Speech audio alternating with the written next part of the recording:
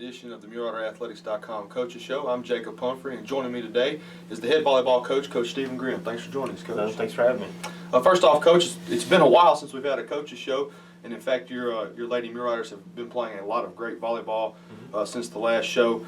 Let's recap the Dig Pink tri-match that you had here a week ago yesterday.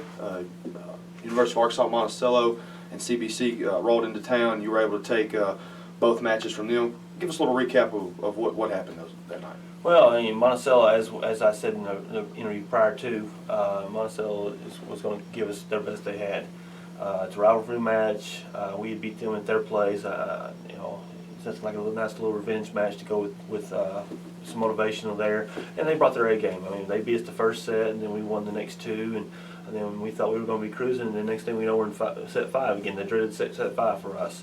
But you know, they battled. They did some things they haven't done all year, and it was more aggressive. And we knew that. We just had to push back, and that's what we eventually did.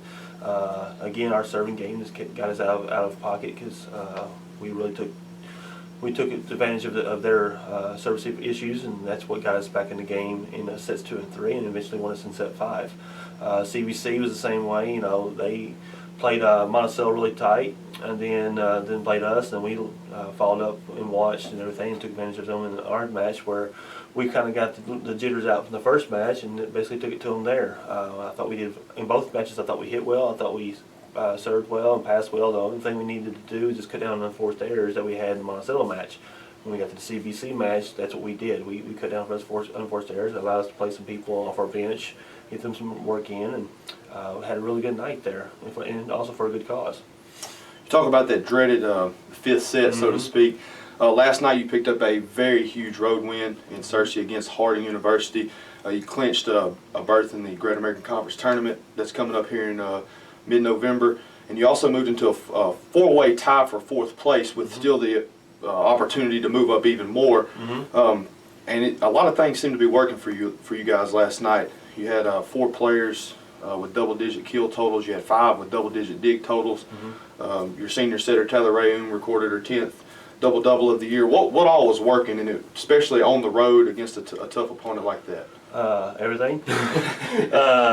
No, I was talking to Coach Brittany, my graduate assistant, and before the game, and I said, the girls look focused today.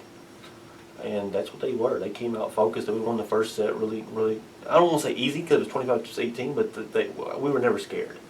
And then the second set was a dogfight there. We had a chance to win, and we had a few bad breaks there, and then we had intermission. We came back from the intermission. We were dragging a little bit because we're not used to those intermissions there, and they took advantage of our slow start, and then they won that set, and then we turned it back on again. And then we got to that dreaded 5th set. But I think the confidence that we could actually win one coming from the Monticello game, I think really pushed us there. And that focus was there to where we just methodically just did our job. What worked there? Everything. I mean, we served very well. We had 10 aces. We got them out of system a lot, which we knew we had to do. We blocked well. We had 6 blocks. We outdug them. We had, I think, 108 digs last night. We had, you mentioned we had 5 players. They wasn't just Hannah doing all the digging. It was everybody. And our block allowed that to happen. They channeled balls to our defenders. Let's do that. And then we swung. You know, that was one of the things that we talked about after the Monticello match. We didn't swing much. We did more what I call easy, trying to get easy kills rather than just swing. And we did more of that against Harding last night, and that put the pressure on there. So the combination of the serving game that we was aggressive on, the combination of with our hitting, putting pressure on there, and then we put up a solid block to go with that defense of ours, I thought really got them out of sync there. And then in the matches in the sets that we won, that's what we did. And I think you put in the article that we had let them hit like 2% in those sets that we won. Well, that's the reason why. We put the pressure on them to where they couldn't run their offense smoothly, and they got out of rhythm, and that's what we took advantage of it. A couple of weeks ago, I guess you could kind of describe the season as a marathon where you're playing Tuesday, Thursday. There for a while it seemed like two road games in Oklahoma, but now it's come down to a sprint. Yeah. And you got off to a good start last night with the win against Harding to complete the regular season sweep.